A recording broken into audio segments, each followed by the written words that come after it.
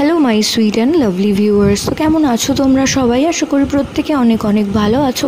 আজকে আমরা চলে এসেছি নতুন আরেকটি ইনফরমেটিভ ভিডিও নিয়ে। তো আজকের ভিডিওতে তোমাদের সাথে কথা বলবো গর্ভে পুত্র সন্তান থাকলে ভূমিষ্ঠ হয় কখন বা কবে, সেই বিষয়ে কি ধারণা রয়েছে। তো সেই বিষয়ে আজকের আলোচনার প্রথম থেকে সাথে থাকতে হলে অবশ্যই চ্যানেলটিকে সাবস্ক্রাইব করে রাখতে হবে, কারণ এই চ্যানেলে প্রেগনেন্সি রিলেটেড নানান ভিডিও কিন্তু আপলোড করা হয়ে থাকে। তো থ্রু আউট প্রেগনেন্সিতে যদি মনে করা হয় যে একটা পুত্র সন্তান যদি গর্ভে থাকে, সে কিন্তু 8 মাস 24 দিনের মাথায় সে ম্যাচিওর হয়ে যায় এবং খুব দ্রুতই কিন্তু সে ভূমিষ্ঠ হওয়ার সম্ভাবনা থাকে।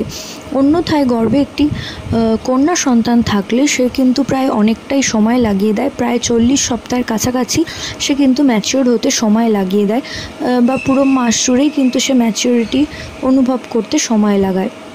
তো আশা করছি ভিডিওটা তোমাদের কাজে আসবে।